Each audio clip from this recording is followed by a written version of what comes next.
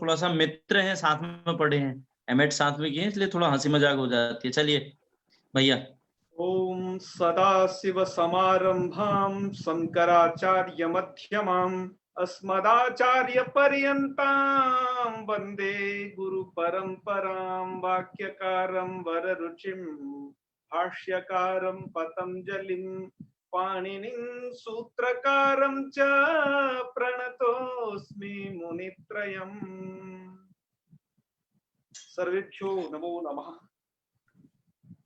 मित्रों, आज हम लोग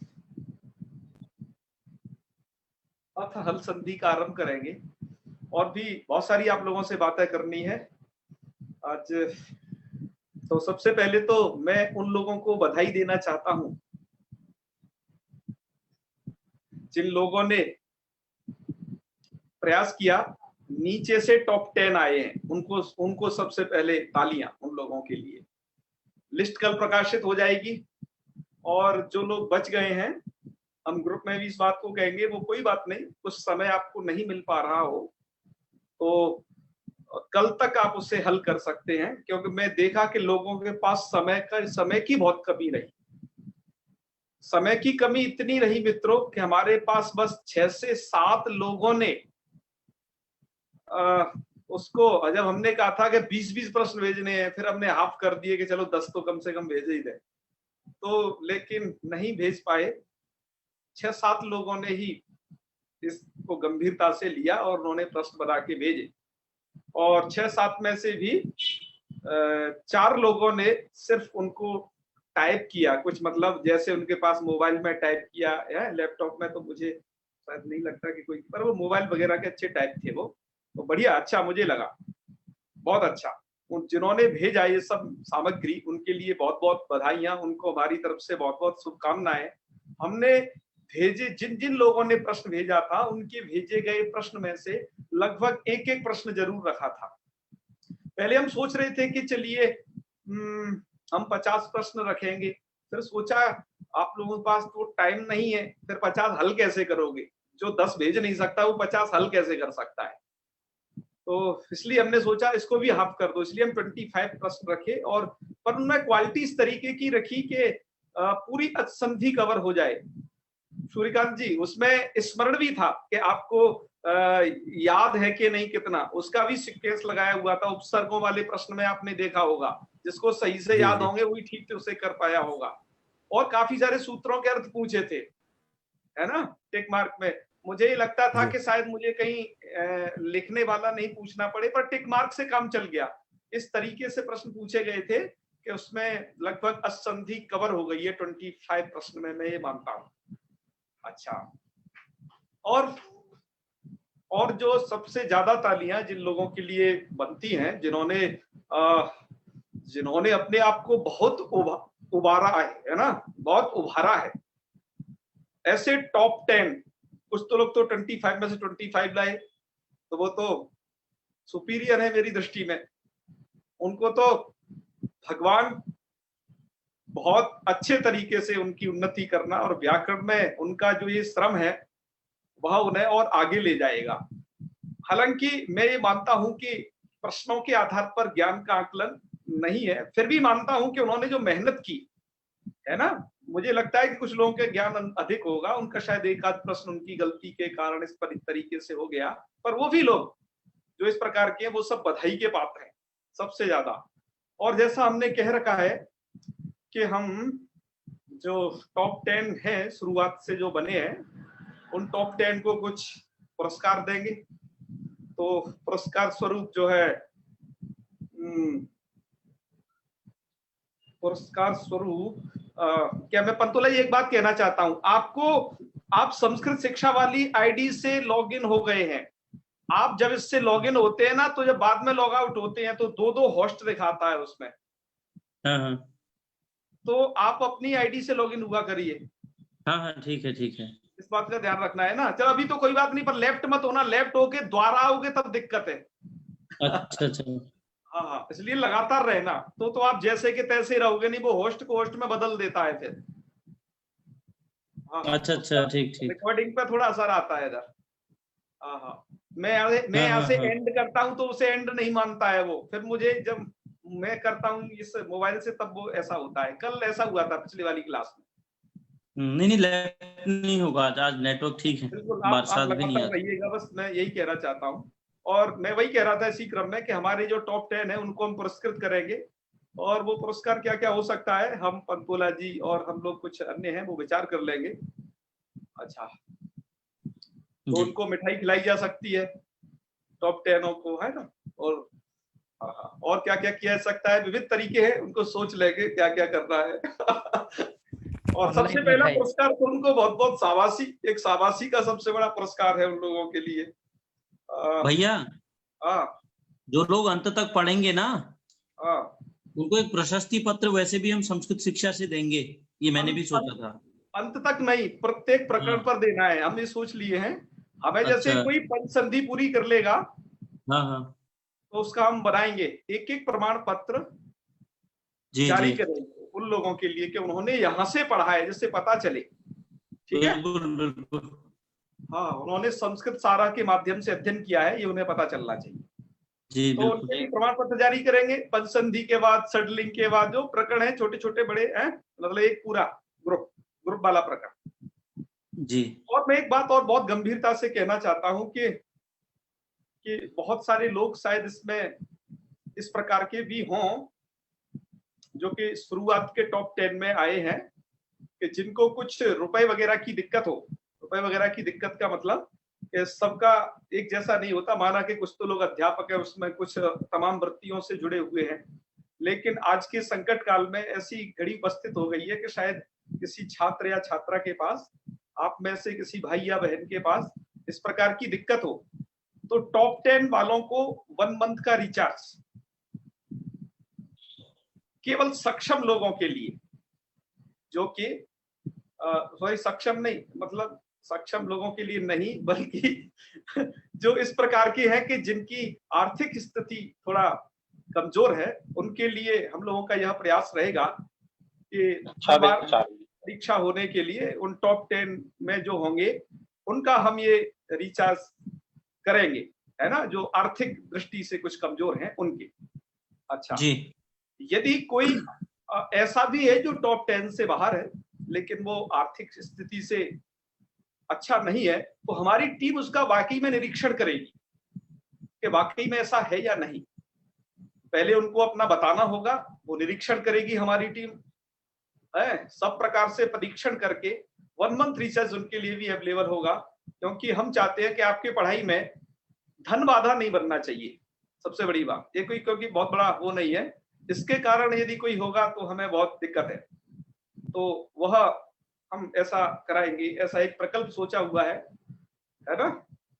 तो अच्छा है एक तो भैया, यह बढ़िया है। है। अच्छा, और दूसरी चीजें यह है मित्रों कि मैं इसमें देखा, मैंने आज बहुत सारे लोगों के वहां देखे पढ़े कौन कितने अंक लाए हैं, उस सबको देखा, लेकिन उसको देखने के बाद मुझे यह एक बहुत अच्छी फीलिंग हुई कि मैंने कहा कि इसमें जो ज्यादा लोगों ने जो टॉप किया है वो इतने मन से पढ़े हैं कि जिनका बैकग्राउंड संस्कृत नहीं था, मतलब था भी तो वो एक आधुनिक संस्कृत वाला था, पारंपरिक संस्कृत नहीं था, लेकिन उन लोगों के उत्साह से मैं अत्यधिक प्रसन्न हूं। जैसे हमारे सूर्यकांत जी, जैसे हमारे श्याम सुंदर जी, जैसे मेधा जी, जिनको मैं जानता हूं कि इनका बैकग्राउंड कुछ इस प्रकार का नहीं है, लेकिन इन लोगों ने जो प्रदर्शन किया है वो वाकई में काबिले तारीफ है। और जिनकी व्याकरण में रुचि नहीं थी, लेकिन अभी 1 से 2 मंथ पढ़ने के बाद उन लोगों ने इस अचसंधि में जो यह किया है, अचसंधि में जो इतना इम्प्रूवमेंट किया है। जैसे राजमणि जी कहते थे कि अरे मुझे तो व्याकरण से यह हो गई थी, घृणा हो गई थी, है ना, मैं तो कभी भी वो नहीं करता था कि मैं कभी व्याकरण पढ़ूंगा, लेकिन इस प्रकार के लोगों ने भी टॉप किया है, तो मैं समझ सकता हूं कि हमारे द्वारा किया गया यह जो श्रम है यह सफल हो रहा है। तो मैं बस आप लोगों से यह निवेदन करता हूं कि आप लोगों के पास माना कि समय का अभाव रहा होगा, बहुत बहुत सारे कार्यों में सब बिजी रहे होंगे, अतः हमें वो प्रश्न आंसर नहीं भेज पाए, कोई बात नहीं। लेकिन मैं मित्रों आपको बताऊं कि आप लोगों के पास दिन में 24 घंटे होते हैं, लेकिन मेरे पास दिन में 30 घंटे होते हैं। मतलब आप लोगों के लिए जो 24 है वो मेरे लिए 30 है। ऐसा कैसे हो सकता है? भगवान मुझे 30 घंटे कैसे दे सकता है? मतलब आप लोगों से 6 घंटे ज्यादा देता है। क्यों? आप अनुमान लगा सकते हैं कि आप लोगों ने 10-10 प्रश्न बनाने में भी बहुत दिक्कत हुई। मैंने आपके लिए 25 प्रश्न बनाए और आपको बनाए ही नहीं बल्कि सूर्यकांत जी इस तरीके से व्यवस्थापन किया। यह गूगल फॉर्म को मैंने आपको बताया था, लाइब्रेरियन की सहायता से इसको सीखा था और सूर्यकांत जी इसको पहली बार ट्राई किया, है जी ना? जी जी। तो यह आपको तरीका कैसा लगा होगा, इसको लेकर के भी हमारे दवे जी हैं, उन्होंने भी अच्छा कहा था कि तरीका अच्छा है। तो इससे यह भी पता चला कि हम किस तरीके की और चीज इसमें ला सकते हैं। आप लोगों के भी सुझाव उसमें रहे। हमने लिखने का नहीं इसमें दिया, लिखने का इसीलिए ऑप्शन हटा दिया टाइम की पाबंदी को लेकर के। ठीक है ना सूर्यकांत जी? जी जी आचार्य जी, बढ़िया। तो यह भी आपके ज्ञान को बढ़ाने में सार्थक था कि नहीं? इस प्रकार का प्रश्न पत्र आप मुझे जरूर बताएंगे। जी चलिए, तो मैं ये कह रहा हूं कि मैंने 30 घंटे कैसे बना लिए हैं, ठीक है ना? 30 घंटे मित्रों आप भी बना सकते हो। आपको कुछ सूत्र याद रखने पड़ेंगे। सूत्र मतलब व्याकरण के सूत्र नहीं, जीवन के भी कुछ और भी सूत्र हैं। ठीक है कि आज समय की महत्ता बहुत बढ़ गई है। समय की महत्ता के देखते हुए ही मुझे आप लोगों से जब प्रतिक्रिया नहीं मिली प्रश्न उत्तर के रूप में, तो मुझे सूझी ये भर्तृहरि के वैराग्य शतक का 49वां श्लोक जो मेरे बैकग्राउंड में लिखा हुआ है। तो मैंने कहा इसको आपको थोड़ा बताता हूं, आपको टाइम की महत्ता पता चले और आप भी अपने 24 घंटे को 30 में कैसे बदल सकते हैं, इस कला को आप भी सीखें। ठीक है ना? जी तो सबसे पहले मित्रों मैं आपको बताऊं कि भगवान ने हर एक प्राणी को 24 आवर्स दिए हैं। वह उनका इस्तेमाल कैसे करता है, यही उन्हीं का इस्तेमाल करना कौशल है। माना कि हम व्याकरण पढ़ रहे हैं, ठीक है, आगे पढ़ेंगे, अच्छी बात है, लेकिन हम ठीक से पढ़ रहे हैं तो उसको ठीक से पढ़ें। जैसे भाई हमारे संधि हो गए, संधि का मतलब आप ये समझ लीजिए कि आप व्याकरण का काफी हिस्सा समझ चुके हो। ठीक है ना? अब हल संधि है, हल संधि थोड़ा उतनी आपको दिक्कत नहीं आएगी क्योंकि संधि के शुरुआत में बस आपको दिक्कत है, हल संधि में आपको उतनी परेशानी नहीं आएगी। तो हल संधि पढ़ते ही आप विद्वान हो जाएंगे, पक्का कन्फर्म। तो आपकी विद्वता में जो दूर हैं, है ना, दूर हैं जितना, तो बस 20 दिन दूर है। 20 दिन में हम हल संधि पूरी कवर कर देंगे तो आपकी विद्वता पर 4 चांद लग जाएंगे, आप विद्वान कहलाओगे फ्री फॉन्ट के। ठीक है, फ्री फॉन्ट के नहीं, आपने बहुत मेहनत की है। मैं जो ये कहना चाहता हूं कि समय की सबसे बड़ी महत्ता है। सबसे बड़ा कामयाब व्यक्ति वो है जिसने समय पर विजय प्राप्त की है। जिसने अपने टाइम को बर्बाद किया है वह व्यक्ति सफल नहीं हो सकता बिल्कुल भी। तो हम अपना यह ध्यान रखें, माना कि हमारे पास बहुत सारे कार्य होते हैं, मैं इसको बार बार कहता हूं आप लोगों से, हमारे पास बहुत सारे कार्य होते हैं, लेकिन आप कभी कभार क्या करते हैं, अपने गैर महत्वपूर्ण जो कार्य हैं उनमें उलझ जाते हैं, महत्वपूर्ण कार्यों के सिवा। जैसे कि माना कि आप पढ़ने जा रहे थे लेकिन बीच में ही मोबाइल की घंटी टर्न कर गई, कोई मैसेज आ गया, है ना, मैसेंजर से या व्हाट्सएप से, तो आप क्या करते हैं, आपको आकर्षित कर रहा है, आप अपना जो समय उधर देना चाहते थे आपने इधर दे दिया। या फिर मानो कि आप मोबाइल के द्वारा अन्य कोई कार्य करना चाह रहे हैं लेकिन बीच में ही आपके टपक पड़ते हैं तो आप उनको देखने में बिजी हो जाते हैं। मैं आज ये आपसे कहूंगा कि जिस यंत्र के द्वारा हम आपको पढ़ा रहे हैं, यह यंत्र आपके कार्य का साधक भी है और यह आपके कार्य का सबसे बड़ा बाधक भी है। आपको इसका इस्तेमाल ठीक तरीके से करना है। हमारे ऋषि महर्षियों ने टाइम मैनेजमेंट की क्या उनके टाइम पे भी समस्या थी, तो उन्होंने इसको थोड़ा गंभीरता से सोचा और पूरी जीवन शैली को इस श्लोक के माध्यम से दर्शाया है। हम इस पर बात करते हैं सबसे पहले मूल रूप से, ठीक है ना, फिर और बात आपसे बाद में करते हैं जी। आयुर वर्ष है, एक र छूट गया है, कहाँ रख दिया, तो यहाँ पर एक र ज्यादा लगा। लोग नहीं यार, बीच में बहुत फोन करते हैं, इनको समझ नहीं आता है पढ़ाने का टाइम, पढ़ाते पढ़ाते कहाँ रख दिया ये। अच्छा चलिए, तो यह एक श्लोक है भर्तृहरि जी का जी। तो इस श्लोक को मैं पहले सुनाता हूँ आपको कायदे से, इसका अर्थ बताता हूँ बाद में। आयुर्वर्षसतां नृणां परिमितं रात्रौ तदर्धं गतं तस्यार्धस्य परस्य चार्धमपरं बालत्ववृद्धत्वयोः शेषं व्याधि वियोग दुःख सहितं सेवादिभिर्नीयते जीवे वारि तरंग चंचल तरे। सौख्यम या फिर शास्त्रम, शास्त्रम कुतः प्राणिनाम, कुछ भी कर सकते हैं इन दोनों में से, ठीक है। चलिए इसका अर्थ क्या है आप समझिए। इसका अर्थ है मित्रों कि आपका जीवन, मान लेते हैं कि आप 100 वर्ष जियोगे, क्या लगता है 100 वर्ष जियोगे, है ना? आजकल जी लोगे? मुश्किल है, नहीं और क्या। कोरोना फैला हुआ है। और सबसे बड़ी बात है मित्रों, आयुर्वेद को तो मौत के घाट उतार दिया है जब से एलोपैथिक चिकित्सा आई है तब से। जी। मैं तो मानता हूं कि चलो आयुर्वेद कोई बहुत बड़ा विज्ञान नहीं था, तो चलो एलोपैथिक तो बहुत बड़ा विज्ञान है ना।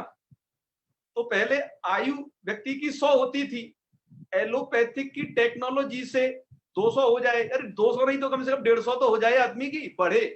लेकिन मित्रों इसके विपरीत हुआ, 60 हो गई। अब तो 60-70 पर खेल हो जाए। 70 तो मतलब वो हो, ये तो भाई बहुत चिरायु हो गया, बहुत ज्यादा जिया, ये बात हो जाती है, ठीक है ना। जी जी। तो हमारे एक मित्र हैं वैदिक जी, इसमें ग्रुप में जुड़े थे, वो हमारे लिए वैदिक जी से उस दिन बात हुई थी, वो कह रहे थे आप बहुत चिरायु हो गुरुजी, ये वो। तो मैं वैदिक जी से प्रार्थना करता हूं, यदि वो ग्रुप में मुझे सुन रहे हो तो, कि चिरायु का वरदान ठीक है, अच्छी बात है, आप आशीर्वाद देते हैं, लेकिन सबसे पहले जो आपको आशीर्वाद देना है वो यह दीजिए कि आपके अंदर जो जुनून है ना, वो जुनून हमेशा रहे। क्योंकि लोग, आयु बहुत होती है, बहुत लोग जी रहे हैं, लेकिन बिना जुनून के जी रहे हैं। हम जुनून से कुछ कार्य कर रहे हैं, इसलिए आप लोगों के बीच इस प्रकार का कुछ कर पा रहे हैं। तो मैं उनसे इसी आशीर्वाद की कामना करता हूं कि आपके अंदर जो ये जुनून है, आप मुझे मतलब ऐसा आशीर्वाद दें कि जुनून ऐसा ही बरकरार रहे। जीने का आशीर्वाद ठीक है, लोग बहुत जी रहे हैं, पर इस प्रकार के जज्बा के साथ नहीं। तो बस मैं उनसे ये कामना करता हूं कि आप जो मुझे आशीर्वाद दें, इस चीज का दें कि जो मैं इस कार्य को कर रहा हूं, इस लगन से कर रहा हूं, इस गति से कर रहा हूं, मैं ऐसा ही करता रहूं। ये कम ना पड़ जाए, क्योंकि ये कम पड़ गई तो बहुत सारे लोग छूट जाएंगे भी संस्कृत से, उन्हें मैं प्रवेश कराना चाहता हूं। तो चलिए, मैं यह कह रहा है कि चलो मान लेते हैं पुराने लोगों के अनुसार कि 100 वर्ष ईयर है, ठीक है। तो मैंने एक चक्र बनाया हुआ है, आप इसे समझें कि यह 100% को उद्योदित कर रहा है कि इसमें 100%। लेकिन उसमें क्या होता है, रात्रौ तदर्थम गतम, नाइट के लिए लोग कुछ घंटे हैं, तो आधी तो व्यक्ति की जो ये है आयु, वो तो रात में बीत जाती है। मतलब यदि 100 वर्ष है तो 50 वर्ष का दिन होगा, 50 वर्ष की रात होगी, तो आधी तो रात को निकाल दो, है ना, जिसमें आप सोते हो अच्छे तरीके से, तो आधी तो रात निकाल दो। अब तुम ये मत कहना अरे मैं तो रात को 12 बजे सोता हूं, तो मैं तो आधी रात उपयोग कर लिया। अरे तुम 12 बजे सोने वाले दिन में मैंने सोते देखे हैं, ठीक है, पर्याप्त सोते हैं वो, उतने दिन में उसका एवरेज निकाल देते हैं, तो इसलिए आप उसको रात के रखना ठीक से। तो आयुर्वर्ष नृणाम परिमितम और रात्रौ तदर्थम गता, तो आधी तो रात्रि में चली गई। अब ये समझ लो कि यह जो आधा भाग है इसको हटा दो, 35 बचा, 50 बचा ना, अभी तो 50%। 70 मानिए है ये 100 वर्ष चला गया इसमें, मैं अभी 70 नहीं मान रहा हूं, मैं 100 वर्ष मान के ही चल रहा हूं। 100 वर्ष में ज्यादा से ज्यादा मानूंगा ना। ये भी ठीक है जी बिल्कुल। अच्छा, तस्यार्धस्य परस्य चार्धम परम बालत्व वृद्धत्वयो, तस्य अर्धस्य मतलब यह जो 50 बचा उसका आधा मतलब 25, ठीक है, ऐसे कर दो। बालत्व वृद्धत्वयो, मतलब आधा तो बालक बालक मतलब बाल अवस्था में चला जाता है। बाल अवस्था में क्या है कि खेलना कूदना, बस हंसना गाना, कोई वो नहीं, ठीक है ना, वो जी। कुछ समझ नहीं होती है, वो तो ऐसे बिताता है जिंदगी कि बस जिंदगी बीत रही है, पर उसका कोई एक दिशा नहीं होती, कोई लक्ष्य नहीं होता उस समय पर। कोई 25% क्या है, तस्यार्धस्य बालत्व वृद्धत्वयो, ठीक है। जी। तस्यार्धस्य परस्य अर्धमपरम, अर्धमपरम का मतलब है कि यह जो 50 वर्ष में हम ये निकाल दें, इसको ऐसा कर दो, ये वाला कौन, इसमें 25%, क्योंकि लगभग बाल अवस्था समझ लो 10 वर्ष की है ना, मतलब 25 वर्ष में से आप ऐसे समझ लो कि 12 वर्ष बचपन के और लास्ट वाले 12 या 13 वर्ष बुढ़ापे के भी किसी काम के नहीं होते। तो इसलिए लिखा है तस्यार्धस्य परस्य चार्धमपरम, मतलब उस आधे का आधा, मतलब 25 वर्ष, ठीक है। ये टोटल 25 है, जिसमें से 12-13 रख लो कुछ भी, बालत्व वृद्धत्व के निकाल दो। अब बच्चे आपके पास इधर वाले 25, ठीक है। इस वाले 25 में क्या होता है जो महत्वपूर्ण है आपके लिए, कि शेषम, शेषम मतलब बचे हुए 25 ईयर्स, व्याधि वियोग दुख सहितम, व्याधि, कभी किसी को लंबा रोग लग गया तो बेचारा व्याधि में, अर्थात व्याधि मतलब रोग, वियोग और दुख, कभी वियोग में और कभी दुख में। वियोग और दुख क्या चीज है, आज की पीढ़ी इससे परे जा चुकी है। वियोग और दुख है मित्रों, दुख उसे कहते हैं, वियोग से दुख उत्पन्न होता है, ठीक है ना, क्या होता है, वियोग से दुख उत्पन्न होता है। जैसे माना कि इस चीज से बचते नहीं है लोग, बच नहीं पाते हैं, कि वो क्या करते हैं कि जहां मित्रों प्रेम होता है ना, वहां साथ साथ में वियोग छुपा रहता है, ठीक है ना। इसलिए संयोग श्रृंगार और वियोग श्रृंगार, यह उसकी 2 पार्ट है। जब आप प्रेम करोगे तो निश्चित है आपको वियोग होगा, जब आप तटस्थ रहोगे, किसी से कोई मतलब नहीं, लेना ना देना, मगन रहना, तो आप थोड़ा अच्छे से कर पाओगे। सबसे ज्यादा दिक्कत यही है कि हमारा जो ये पढ़ाई का टाइम होता है, मतलब यह जो गोल्डन ईयर जो अभी चल रहा है आप सब लोगों का और हमारा भी, इस समय हमें क्या है, वियोग और दुख गिर लेते हैं। कुछ तो दुख मतलब शत्रुओं द्वारा दिए गए दुख, और वियोग मतलब अपने लोगों द्वारा अथवा अपने लोगों के कारण जो होता है वह होता है वियोग। अब क्या एक परंपरा चल पड़ी है जी। कि गर्लफ्रेंड और बॉयफ्रेंड, यह जो सिस्टम है, हमें यह पश्चिमी कल्चर सिखाने में बॉलीवुड का बहुत अच्छा योगदान रहा है। इसके लिए उसे तालियां तो बनती हैं एक बार। हमने अपनी लाइफ स्टाइल को कॉपी करना शुरू कर दिया पिक्चरों से। हमने अपनी लाइफ स्टाइल वह जीना शुरू किया पिक्चरों को देख के।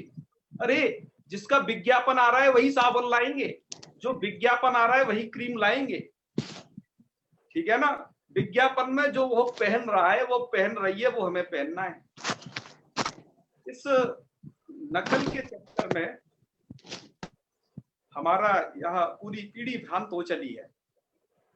ऐसी ऐसी बात, रात रात भर तो फोनों से बात होती है, अब तो फोन तो चले गए, अब तो चैट से होती है, लाइव चैट और ऐसी ऐसी चैट आ गई है, क्या कहें। आज राजीव जी दीक्षित जी होते गुरुजी तो ये सब नहीं होता। अरे ऐसा कैसे हो सकता है। कुछ वो बहुत अच्छा समझाते गुरुजी। वो तो उद्बोधन देते थे, अच्छी बात है।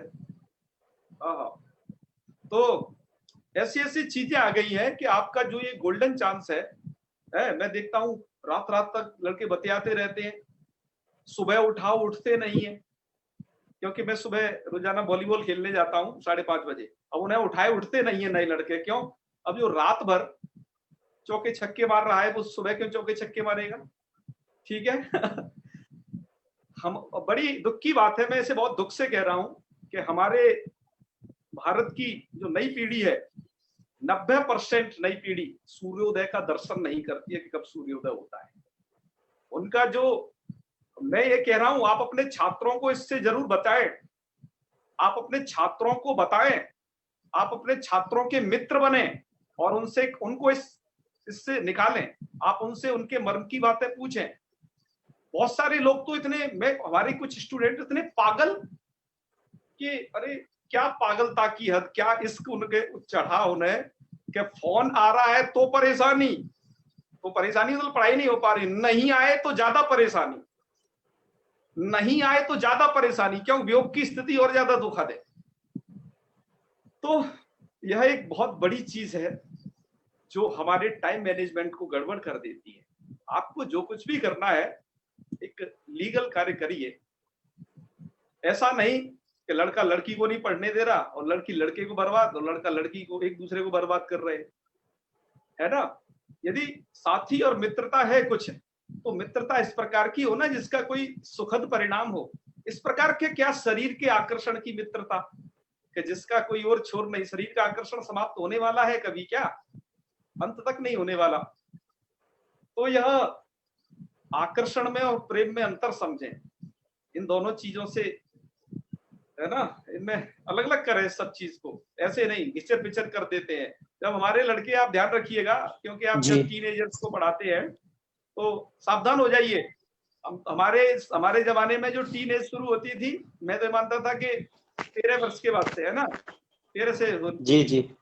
लेकिन अब टीन शब्द रूढ़ हो गया है। अब उसे आप 10 से ले आओ, स्टार्ट करके 10 से ही सचेत हो जाओ। आज इस ग्रुप में कुछ माता पिता होंगे, वो भी थोड़ा सचेत रहे, अपने बच्चे के अथवा बच्ची के मित्र बने और मित्र बन करके उनसे यह सब बात करें कि वो कोई गलत दिशा में नहीं चले जाए। आपको नहीं डांट के कारण, इसके कारण है, उन्हें सही उस तक ले जाए। तो मैं वही कहना चाहता हूं, जो यह वियोग वाली बात, हमारे बहुत बहुत अच्छे ब्रिलियंट लड़के नहीं पढ़ पाए। कारण क्या रहा कि जितने वो ब्रिलियंट पढ़ाई में थे उतने ही ब्रिलियंट वो इश्क में हो गए। तो क्या हुआ कि उनका जो घोड़ा है, मन का घोड़ा, जितना शास्त्र में दौड़ता था, जितना पढ़ाई में दौड़ता था, उससे ज्यादा उधर दौड़ गया, क्योंकि ब्रिलियंट थे ना। ब्रिलियंट आदमी हर जगह ब्रिलियंट होता है। इसलिए मैं कहता हूं, मेरा यह अपना अनुभव रहा है और आप भी मुझे बताना मैं कहां तक सही हूं। पढ़ाई वही लड़के कर पाते हैं जो एवरेज होते हैं। ज्यादा ब्रिलियंट होते हैं वो ज्यादा आगे भाग जाते हैं अपने मार्ग से ज्यादा मैंने उन्हें भटकते हुए देखा है मित्रों। क्या समझे? सही बात आचार्य जी, हाइपर एक्टिव टाइप। हाँ, मैंने ज्यादा भटकते हुए उन्हीं लड़कों को देखा तो ज्यादा ब्रिलियंट थे। इसलिए मुझे उन लोगों को पढ़ाने में बहुत अच्छा लगता है कि जो थोड़ा देर से समझें, कम समझें, वो सही है, लेकिन इसमें कंटिन्यू वो समझते रहे बस। तो यह जो चीज है, शेषम व्याधि वियोग दुख सहितम और सेवादि फिर नियते। सेवादि फिर नियते क्या है, ये भी आपको थोड़ा समझना होगा। सेवादि भी वही बात है कि कभी उसको कहीं घुमाने ले जा रहे हैं, कभी उसके लिए कुछ गिफ्ट ला रहे हैं। एक तो इस प्रकार की सेवा, और दूसरे किस प्रकार की सेवा की, कुछ लड़के ऐसे होते हैं कि सेवा का मतलब और भी हो सकता है, वो एक माता पिता की सेवा, अपने गुरुजनों की सेवा, इस प्रकार की सेवा। यह जो सेवा हमें करनी होती है, इस सेवा के द्वारा भी हमारा बहुत सारा समय चला जाता है। जैसे हमारा बहुत सारा, तो उस समय क्या करें, हम ज्यादा सेवा से भी बचना चाहिए, क्योंकि शास्त्र कहता है कि अति सेवा अति निद्रा च विद्यार्थी इष्ट वर्जे। ज्यादा सेवा करना और ज्यादा निद्रा लेना, ये विद्यार्थी को 8 चीजें छोड़ देनी चाहिए, है ना। वो श्लोक को आप लोग लिख के डाल देना, स्वादु श्रृंगार कौतुकम वाला श्लोक है, वो सब छोड़ दें। तो सेवा फिर नियते, फिर कहा है जीवे वारि तरंग चंचल तरे सौख्यम अथवा शास्त्रम कथम प्राणिना। थोड़ा यहाँ पर आपको समझना है, जीवे का अर्थ है मित्रों यहाँ पर जीवने। जीवे का अर्थ है यहाँ पर जीवने। वारि तरंग चंचल तरे जीवने।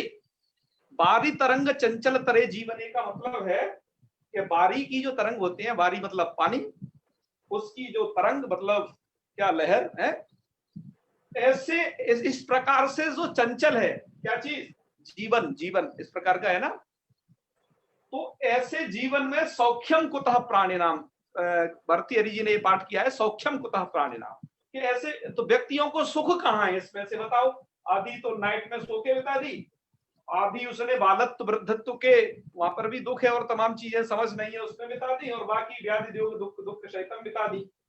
ठीक है, तो बचा क्या उसके पास जो है 25% भी उसने बड़ी मुश्किल से जैसे तैसे है, जैसे तैसे उसने बता पाई। तो मतलब शास्त्र कुतः प्राणिनाम ये भी है, तो वो पढ़ेगा कब, तो कब उसके शास्त्र का चिंतन होगा। तो यही जो चीज है, हाँ जी बहुत अच्छे बजरंग जी, कामम क्रोधम तथा लोभम स्वादम श्रृंगार कौशकम, बहुत अच्छे। तो यही जो चीजें हैं अपने, क्योंकि आप सभी अध्यापक हैं मैं मान के चलता हूं, और क्योंकि अध्यापक कुछ है नहीं तो हो जाएंगे, और कुछ तो है ही क्या, तो अपने छात्रों को साथ में थोड़ा मोटिवेट जरूर करें कि वो लोग कर सकते हैं कुछ। जैसे आप में से बहुत सारे लोग, जो मैं कह रहा था कि इस प्रकार के बैकग्राउंड नहीं थे, लेकिन उनका मैंने जो प्रदर्शन देखा तो मैं सोचा कि नहीं, आज की क्लास मोटिवेशनल होगी, टाइम मैनेजमेंट पर आधारित होगी। आप अपने प्राइम टाइम की पहचान करें।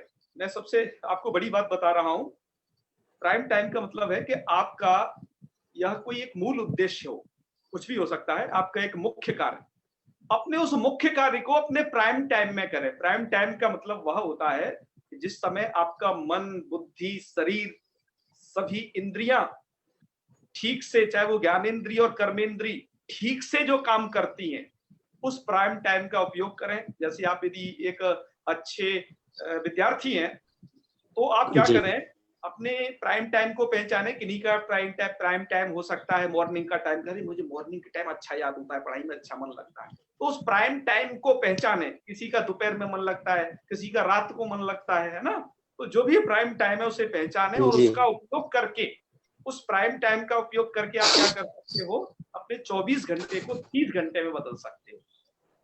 दूसरी बात वही कि अपने जरूरी और गैर जरूरी कार्यों के कॉलम बनाएं।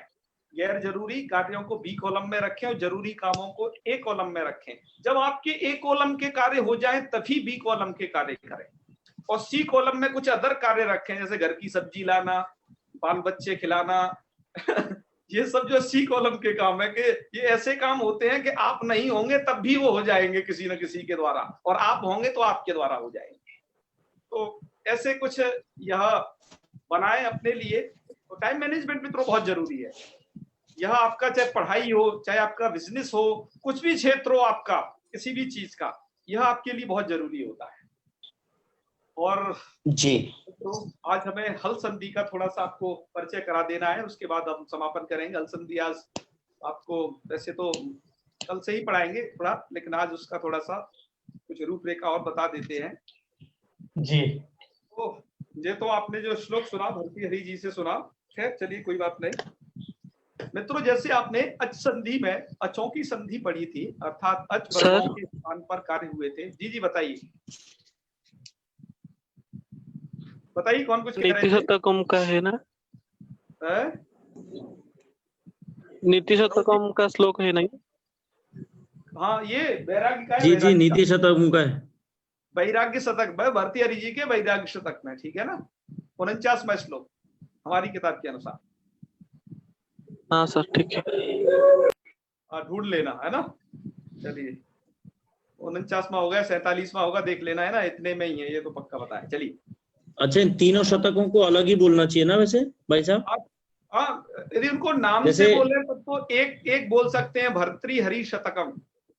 हम तो नीति शतक में ही भी मतलब हम लोगों ने देखा कि कई बार जैसे विशिष्ट कोई पूछे तो भी श्रृंगार शतक के अंदर है जैसा बोलते हैं, अन्यथा नीति में भी हम तीनों शतकों का वो कर देते हैं कई बार। क्योंकि वैसे करना क्या चाहिए? के अंदर क्या है कि 3 चीजों के 100 श्लोक है, नीति के 100 श्लोक, श्रृंगार के 100 श्लोक और वैराग्य के 100 श्लोक। जी जी बिल्कुल 300 है, ये वो 300 है, इसलिए मिलाकर के बोलना है तो उसे बोलना है फिर सुभाषित त्रिशती। आप देखिए इस ग्रंथ का नाम यही है, दिखाई दे रहा होगा तो, सुभाषित त्रिशती। बिल्कुल बिल्कुल अलग अलग करके बोलना है, वैसे भर्तृहरि शतक बोल देते हैं, ज्यादा कुछ होने इस नाम से भी है, अलग अलग बोलना है, ऐसा ही है। हाँ इस तरीके से बोल लेना चाहिए। चलिए बहुत अच्छे। वैष्णवी कुछ पूछ रही है। हाँ वैष्णवी जी बताइए, किसी प्रश्न में कोई डाउट था क्या आपको, आपने जो पढ़े थे? हाँ बताइए। सर प्रणाम। नहीं, मेरे को कुछ और बोलना है। जैसे कि कल मतलब आज से या कल से आप हल संधि स्टार्ट कीजिएगा और उसके बाद हम जब अच संधि पढ़ेंगे तो मतलब रिपीट हम रिवाइज करेंगे, तो अगर हमें कोई डाउट होगा तो पूछ सकते। बिल्कुल पूछ सकते हैं, क्यों नहीं पूछ सकते, है ना? जी जी बिल्कुल, बिल्कुल पूछ पूछने सकते की हैं। समस्या है ही नहीं। अरे पूछने की कोई समस्या है ही नहीं।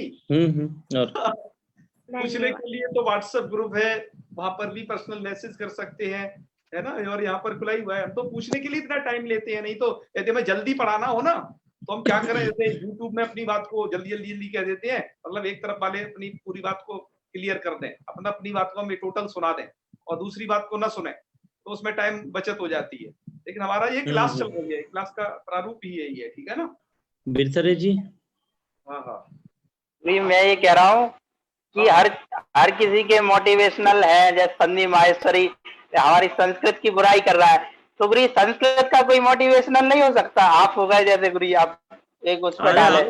आप हो जाओ प्रदीप जी, मैं आपका नाम डाल देता हूँ कल सुबह ही कि प्रदीप जी नए मोटिवेशनल मैं तो कह स्पीकर रहा हूँ बनेंगे। संस्कृत का हर एक व्यक्ति मोटिवेशनल है, क्योंकि क्यों है, हर एक व्यक्ति उसको सोचना है, क्योंकि वो गीता को जानता है। मैं आपको एक उदाहरण देता हूं, मैं अपने जीवन का, है ना, कुछ अनुभव किया हुआ आपको बता दे रहा हूं कि एक लड़की थी गोरखपुर में, तो वहां लड़की संदीप माहेश्वरी जी को सुनती थी, तो वो कहते आपने संदीप माहेश्वरी को सुना है? मैंने कहा नहीं, मैं तो नहीं सुना। उस समय नहीं जानता था, आज से 5-6 वर्ष पूर्व जो है मैं जी।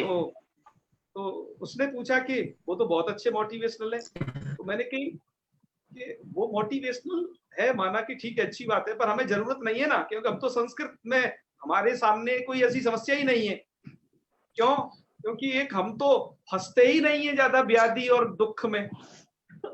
मोटिवेशनल की जरूरत उन्हें पड़ रही है जो फंसे बैठे हैं, जो अपने और तमाम चीजों में फंसे बैठे हैं, पढ़ाई ठीक से नहीं कर पा रहे कई कारणों के कारण, अपने संस्कृत से कट गए हैं, इसलिए उन्हें पता ही नहीं है। गीता के ज्ञान में यही तो कहा गया है, क्या क्या कहा गया है कि निमित्त मात्रम भव सब्यसाचिन्, आप तो मात्र निमित्त मात्र हो। अहंकार विमूढ़ आत्मा कर्ता हमिति मन्यते, अहंकार से विमूढ़ आत्मा अपने आप को कर्ता मानता है, गीता में कहा है। गीता क्या कहती है? जो कुछ हो रहा है अच्छा हो रहा है, जो कुछ होने दो, अच्छा हो रहा है, कर्मण्येवाधिकारः, कर्म करिए, कर्म में तेरा पर अधिकार वो क्या है गुरुजी, पर वो मोटिवेशनल है तो फिर क्रूरता तो नहीं फैलाएं अन्य विषयों के प्रति, हमारी संस्कृति के प्रति, ये भी तो है एक। मैं उसको कोई बहुत मुद्दा नहीं मानता, बहुत सारे लोग कहते हैं इस प्रकार। मैं उनको संदीप जी से विभ्रमित मानता हूँ कि उनकी अज्ञानता से। जी ठीक है गुरु, ये पंतोला जी गुस्सा हो रहा है। और मैंने किसी भी संस्कृतज्ञ को, बहुत सारे मोटिवेशनल को सुनते कभी देखा ही नहीं, ठीक है ना? क्योंकि देखो, सुभाषित त्रिशती में से नीति शतक मुझे याद, पंचतंत्रम लगभग याद, और भी बहुत सारे सुभाषितम याद। तो हम तो लोगों को उपदेश देते हैं मोटिवेशनल के विषय में, हम नहीं। आचार्य जी, मैं तो हाँ आचार्य 2 मिनट मुझे दीजिएगा बस। अच्छा ठीक संदीप जी 2 मिनट आप मुझे देंगे तो मैं बोलूंगा, आप समय दें तो ही बोलूंगा। समय 2 मिनट है, 7:50 हो रही है, 7:52 तक बोले। जी, मैं यही कहना चाह रहा हूँ कि संदीप जी, मैं आपसे क्रोधित नहीं हूँ। मैं ये कहना चाह रहा हूँ कि कई बार दुनिया में इतने सारे विषय हैं, हम उन सब की चर्चा यहाँ नहीं कर सकते। और कोई संस्कृत के लिए ठीक है, एक नहीं हजारों लोग हैं जो बुरा भी बोलते हैं, तो हम हर किसी के पीछे पड़ जाएंगे तो हमारा अपना ज्ञान दूषित हो जाएगा। दूसरी बात है, हमको किसी मोटिवेशनल स्पीकर की जरूरत नहीं है।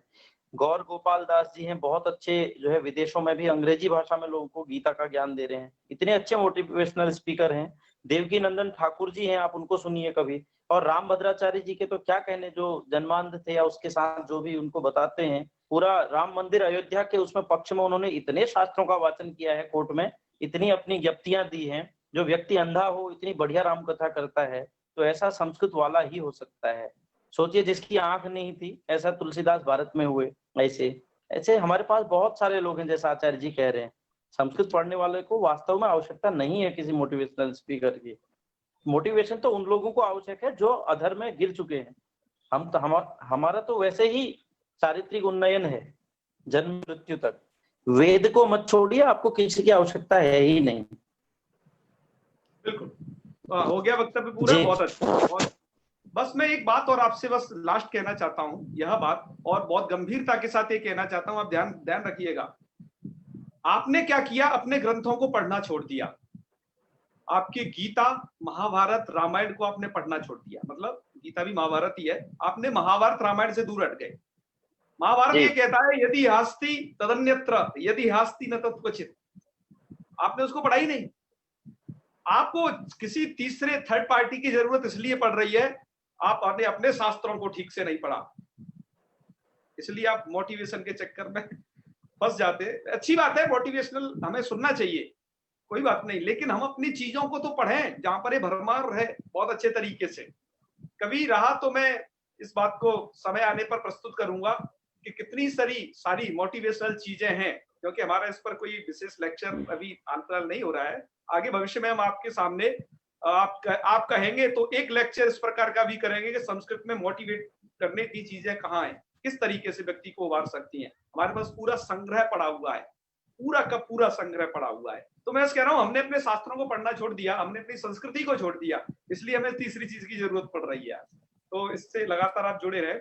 और आज मैं अब 2 शब्द कह करके बस अपनी बात को और खत्म करूंगा, क्योंकि आज प्रारंभ नहीं हो पाया। मित्रों, हल संधि के विषय में थोड़ा जानना चाह रहे हैं कि हल संधि में भी, जैसे आपने अच संधि में भी तमाम संधियां पढ़ी थी। अच संधि में क्या होता था, अचों के स्थान पर कुछ कार्य हुए थे, है ना, उसको अच संधि कहा गया था। हल संधि में भी क्या होता है कि वहां पर हलों के स्थान पर, अर्थात पूर्व में हल या फिर पर में हल के रहते, जो हल में कुछ परिवर्तन होता है। हल अच तो 9 ही थे आपके पास, अच 9 वर्ण थे, लेकिन हलों की जो है, हल 33 वर्ण है, आपको हकार को 2 बार जोड़ लो तो 34 हो जाते हैं।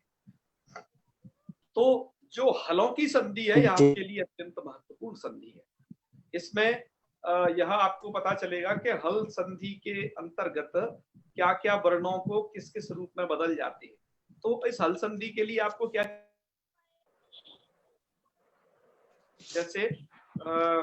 जैसे आपको वर्ग याद हो, जैसे क ख ग घ ङ, ये पूरा वर्ग, छ ज झ ञ ट ठ ड ण, ये पूरे वर्ग तैयार हो कि किस वर्ग, क्योंकि इसमें कुछ वर्गों के स्थान पर कुछ वर्ग वाले आदेश बैठते हैं। तो इस प्रकार के वर्गों को आप तैयार कर लेना। और मित्रों, जैसे आपने अच संधि के अंतर्गत भेद पढ़े थे, जैसे यण संधि और अयादि संधि, गुण संधि, इसी प्रकार के भेद हल संधि के अंतर्गत भी हैं। हल संधि के अंतर्गत भी जो मुख्य भेद है वो इष्टुत्व संधि, इष्टुत्व संधि, ठीक है। आपने ये कम सुने होंगे, अच संधि वाले ज्यादा सुने होंगे। और एक है अनुनासिक संधि, इसके अंतर्गत है ना, जशत्व और जस्तु संधि, चरत्व संधि, और क्या है, इसमें भी पूर्व सवर्ण और पर सवर्ण वाली संधि इधर भी है। जी जी। तो ऐसे करके इसमें भी एक संधि का बहुत बड़ा प्रकरण है, पर यह अत्यंत अब आप लोगों के लिए सरल होगा। तो बस हम अब ये अंत में ये कहना चाहते हैं कि आप इस पाठ को जो आपने पढ़ा है उसके लिए डेली पाठ करते रहें, और कल से हम फिर हल संधि में प्रवेश करते हैं। मैं आशा करता हूं आज का ये वक्तव्य आपके जीवन के लिए अथवा आपके जीवन से जुड़े हुए अन्य लोगों के लिए, यदि आप इसे उन्हें सुनाएंगे तो उनके लिए विशेष फलदायी होगा, कि उनको शास्त्र पढ़ने की तरफ ये प्रेरित करेगा, मेरा ऐसा मानना है। अंकित उपाध्याय जी कुछ हाथ खड़ा किए बहुत देर से। रात समापन करेंगे क्योंकि समय हो गया है, कल से करते हैं फिर। शायद वो कुछ नहीं कहना चाहते, धोखे से दब गया है। चलिए अंकित जी, चलिए कोई बात नहीं सर। आपकी आवाज नहीं आती अंकित जी हमें, आपके यहाँ नेटवर्क अच्छा नहीं है जहाँ पे भी रहते हो। आप एयरटेल यूज करो, यदि आपके यहाँ एयरटेल अच्छा हो तो, ठीक है। चलिए बहुत अच्छी, चलो समापन करते हैं आज। आप सब लोगों से विदा लेते हैं। जिनका कुछ शेष रह गया है, जिन लोगों ने क्वेश्चन नहीं कर पाए, वो बोलिए, पूरा करेंगे, आज हमें भेजेंगे। अंकित जी बोलिए। उन तक हमारी आवाज नहीं पहुंच पाती है क्या? हाँ महादेव बोलिए। प्रणाम सर। आप बोलो तो सही कुछ आ गया।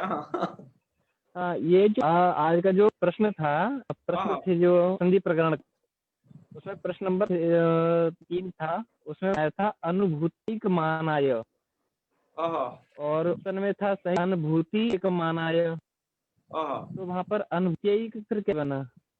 क्या बताना है? यह हम तो समझ नहीं प्रश्न पाए क्या नंबर था बताना है। अनुभूतिक माना। तो देख लेना उसमें क्या था। जो है ये प्रश्न सुमित चतुर्वेदी जी से करिएगा ग्रुप में उसे यहाँ सुमित चतुर्वेदी जी उत्तर देंगे। ये उनका प्रश्न था, उनको डाला था, वो कह भी रहे हैं यहाँ पर। ठीक है, चलिए समापन करते हैं। ओम सर्वे भवन्तु सुखिनः, सर्वे सन्तु निरामयाः, सर्वे भद्राणि पश्यन्तु, मा कश्चित् दुःखभाग् भवेत्। ओम शांति शांति शांति। सर्वेभ्यो नमो नमः। शुभ रात्रि। नमो नमः आचार्य जी, शुभ रात्रि।